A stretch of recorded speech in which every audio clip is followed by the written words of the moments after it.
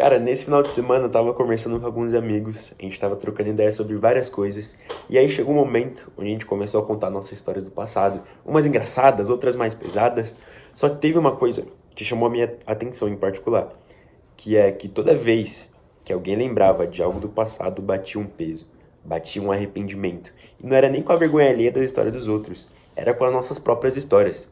Tipo, pelo menos eu fiquei pensando, cara, como é que eu fiz aquilo? Como é que eu aceitei fazer tal coisa?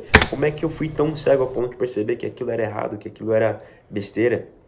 E aí o Espírito Santo começou a falar comigo, e aí me veio a seguinte frase: por que a gente carrega tanta culpa por algo que Deus já nos perdoou? Se foi confessado, se teve o arrependimento, por que a gente ainda insiste em visitar um túmulo que Deus já esvaziou ele? A gente pode ver lá em 2 Coríntios 5,17 que fala: se alguém está em Cristo, é nova criatura. As coisas antigas já passaram, eis que tudo se fez novo. Isso não é só um versículo bonito, uma frase de efeito da hora, mas é a nossa realidade espiritual.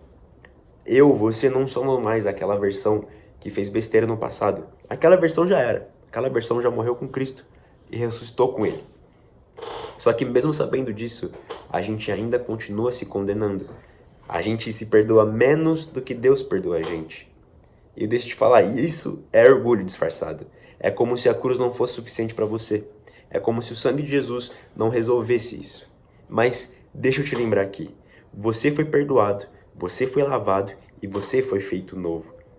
Deus permite empurrões. Às vezes até mesmo Ele te dá empurrões para você chegar em algum lugar. A gente pode ver a história de José. Ele foi traído, ele foi injustiçado, foi vendido. Mas o empurrão que levou José ao poço é o mesmo empurrão que levou ele ao palácio. O empurrão da cruz levou Jesus à ressurreição. O teu empurrão pode estar te levando para o propósito que você nunca teria ido andando. A Bíblia fala que Deus lança os nossos pecados no mar do esquecimento. Mas a gente fica mergulhando para tentar pescar ele de volta.